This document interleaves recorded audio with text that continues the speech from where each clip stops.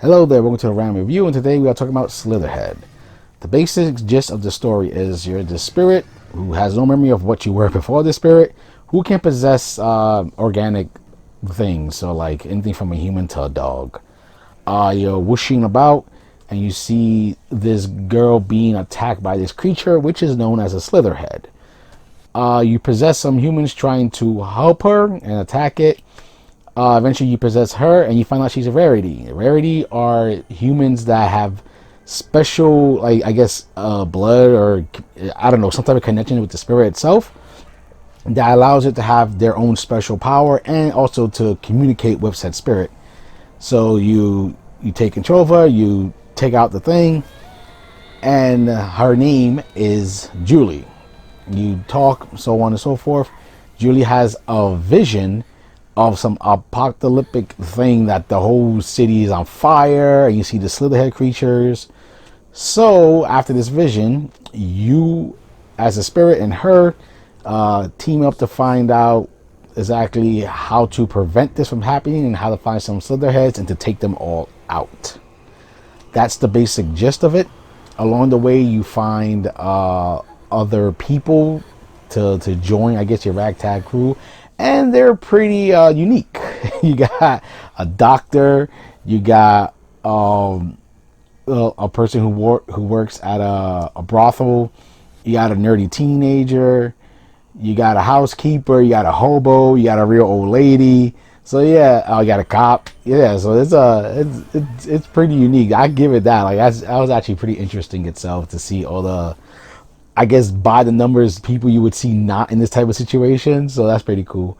The story itself is actually pretty interesting. You as you play through the game, you learn more about these characters, about the Slitherheads as well.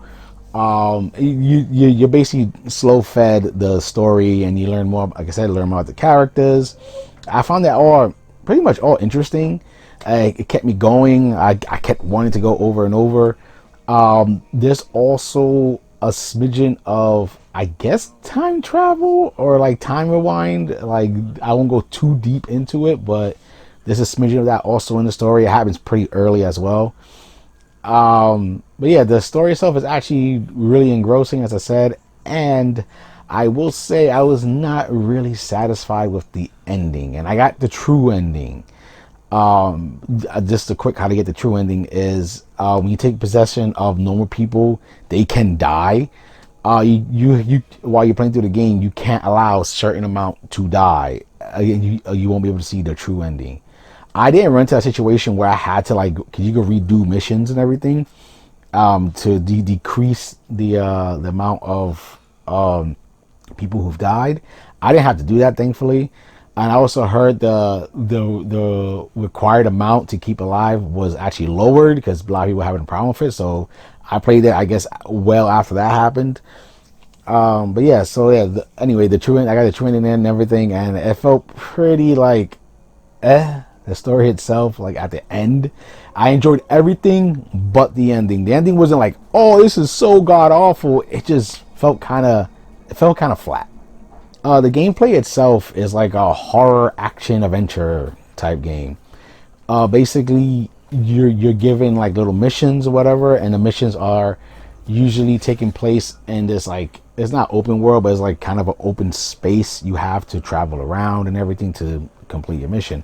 The combat itself is, you can say, look, it's kind of janky because it's like a hack and slash, third person hack and slash game. And each person, as I mentioned before, these rarities, they have their own special powers. So Julie herself, like her powers is like these giant claws. And one of her powers is to like do like a sweep attack and everything. Or to revive everyone who's down. Because like I said, one of the gimmicks is to transport between bodies. Because rarities is your go-to for really doing out damage. The generic humans, which is pretty funny when you transfer them, because they got like old ladies and chancletas, guys, and just like wife beaters, I believe. It's funny. It's a funny visual thing. But yeah, so you have that type of stuff. So while you're switching back and forth, they all have health, of course, and you keep switching back and forth, and one's dying. If one gets knocked down, you can bring them back up. So this girl, like I said, Julie, she has the power to do a revival, which actually heals everybody and revive anyone who's down, which is actually really helpful. And the other characters, they have like a shotgun, they have a gravity ball that sucks in the enemies to get the shotgun a better shot. You have like a javelin thing that you just throw, or you can hold to charge it and then throw it. Also, you could like take hits, like it's doing really take hits, and then when you after taking a bunch of hits, you do out the damage it did to you. You got poison attacks, you got like little turrets, buffs to make you punch harder, because there's some characters that go hands, a chain gun. All this is balanced. You can't just like do the thing with blood and I believe like I guess magic meter. Some of these special attacks use blood, which is your health. You can gain back blood by attacking enemies, and they like blood just kind of spurts everywhere, and you can absorb it. So you kind of balance your health with your powers. So like the shotgun guy, like when he does the shotgun, charges it up to the max, he leaves you with a little bit of health, so you can't end up dying. But as long as you like run away, absorb and everything, or just teleport just at the right time, it should be good.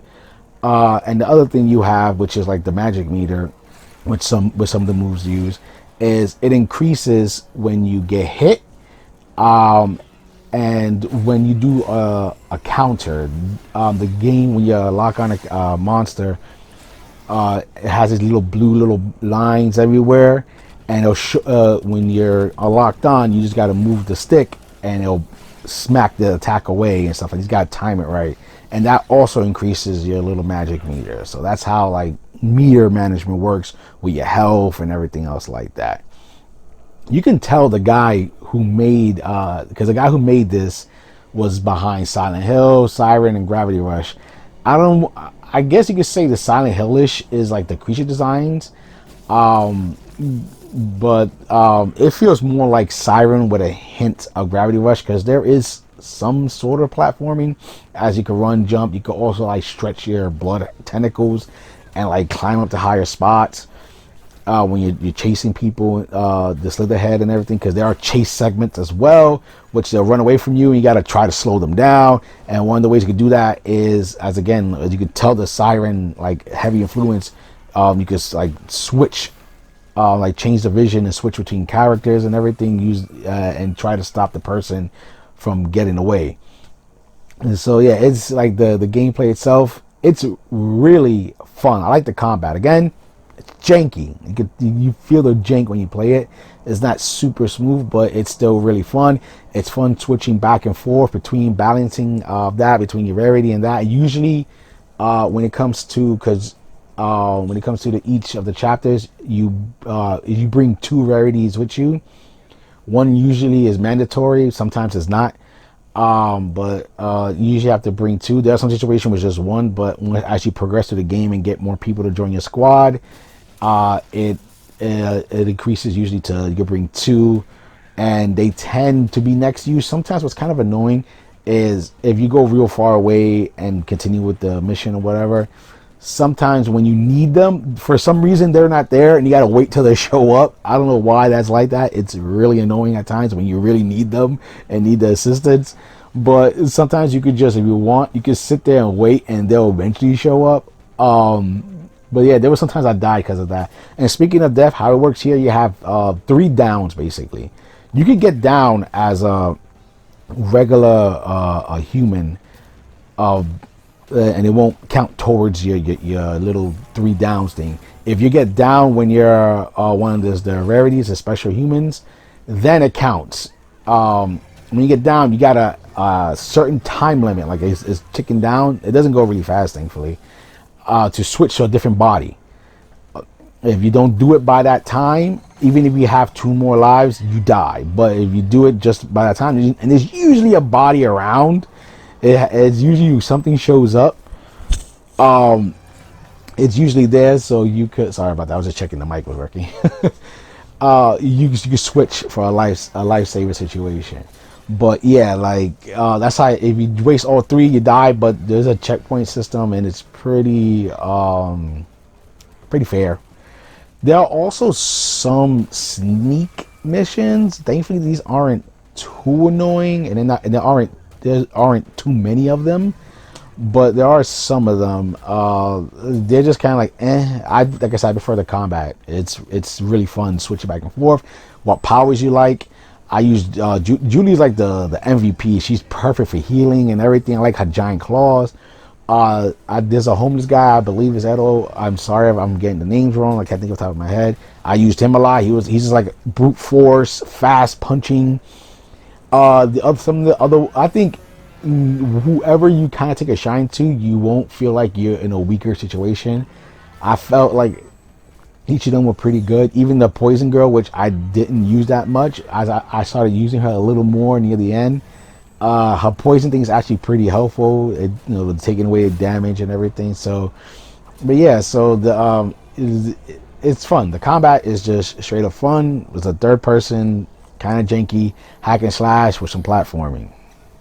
Now I do believe I mentioned you can replay levels, and this is done mainly for because the game also has experience. After you do a mission, you get experience, which you can put towards how much attack your melee weapon does or whatever your special weapon is, the how effective your powers are.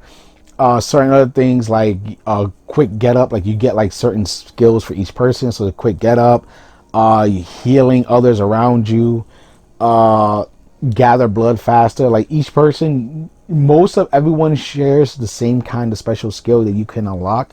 Some have a little more than other or a little less than others. But it never feels like one's against the other. Like everything does still feel useful and everything like that. But yeah, that's all stuff you can upgrade, so you get that all for this completed missions and experience and everything. Another, like I said, the reason to go back into certain missions is the game tells you straight up. It shows you a picture of that you can get costumes, because to hide their identities, since these are just normal people, they hide their heads specific ways. So Julie has a mask, the doctor has like a motorcycle helmet, the teen has just his shirt on his head, the housekeeper has, I think it's hijab, I think that's what it is. The homeless guy, I believe, has a bag on his head. They have their own ways of hiding themselves, which is pretty funny. And you can get different like masks for them. Some of them have different clothing, and the game shows you that, hey, you replay this mission, you can get this stuff. And some of it's just finding it around the area, or you gotta do this extra like hard fight in it. You find these shrines, and most of them are, they're pretty doable. There's some challenges. Some are fucking really hard because they enclose you in a really tight space, letting you get attacked way easier and everything. So some are, I say out of all of them, maybe like one or two were like really freaking hard, but the other ones were pretty doable and were pretty fun as well. Another thing you find is more experience. They find these orbs. I will say I use the guide for this because the game just says, hey, you can find it here, but they give you like no hints that's around. And you could probably happen to see like one of the orbs or whatever. And like I said, it's not like a straight line, these missions. They're like a little mini hub area. So you have to walk around to find it. And these orbs give you a good amount of experience. So these are like, I would say that if you can still beat the game while getting them, but if you want to feel like powerful, especially you want to like level up everybody, these are pretty necessary for that. So I would say use a guide for this to find them. You can take your time and try to find it yourself, but it could take a while. And the game keeps track of how much of the stuff you could like get. So say like 5 of those experience orbs or whatever. It'll say like 1, 2, 3. So you're not like, oh shit, how many I have right now? Nah, it tells you. So that's at least that's good about it. I think this game looks great. It's not like super, I guess, high level AAA tier, but it still has a nice look to it. The characters themselves, the main rarities, they all have their own distinct look. Even though there's no more people, they still pop. They don't blend into the background. There's a whole lot of blood if you're into that, because again, your powers are related.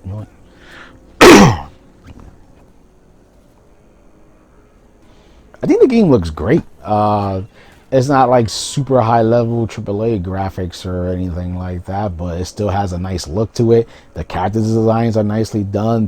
What they're wearing makes them pop. They don't blend into the background. You know, they're just normal, like average people.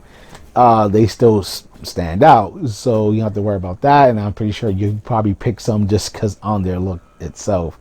The action keeps a nice like frame rate. There's no like, I didn't experience any real slowdown at all, even in those like chaotic moments. There's a lot of bloody action, which is always a good thing. Even your arm gets sliced off at some points, so you gotta reattach it. Your powers are related to blood too as well. There's no really voice work in this game besides like really rare cutscenes that have English voice acting in it, and the English voice acting that is in it is pretty good as well. But most of the time you're hearing grunts and mumbles and everything. So, but that didn't bother me. But that's just up to you. I don't mind the lack of voice acting in the game. I know this is a horror. I guess this is like a horror. It's a horror action adventure, like I said before. The monster designs sure are horrific. Like they stand out. Like they're disgusting and disturbing and everything like that. Especially when you face so much bigger Slitherheads instead of like the regular, just their head is out. That's about it. But yeah, the bravo on the creature design. It really stands out. And just kind of like a grimy feel to the whole game too. Of where you're at. But yeah, it's not horror as in like it scares you, but it's horror as in like that is some like crazy ass designs. You know, the sad thing is it seems like no one talks about this game, and I think it's great. I was surprised of how much I enjoyed it. Besides that like wet blanket of an ending, I really enjoyed my time with this game. I like the combat, the special abilities, learning about the characters. It all was a blast to play through. And the only big problem I have with it is there's no New Game Plus. There's a trophy for beating the game on a harder difficulty, and I was hoping you could just transfer all your powers and just do New Game Plus with the run that's like that. But no, there's no New Game Plus. There should be a New Game Plus in this, but there is not, which makes me very sad. But yeah, so yeah, it's just surprising nobody talks about this game at all. I guess it didn't make no waves, but yeah, I highly recommend it. If you want like a horror action adventure type game, even with a little jank, a little bit something a little more unique than usual, then this is definitely worth your time to invest in. So hope you didn't mind my ramble, and for game's sake, keep gaming.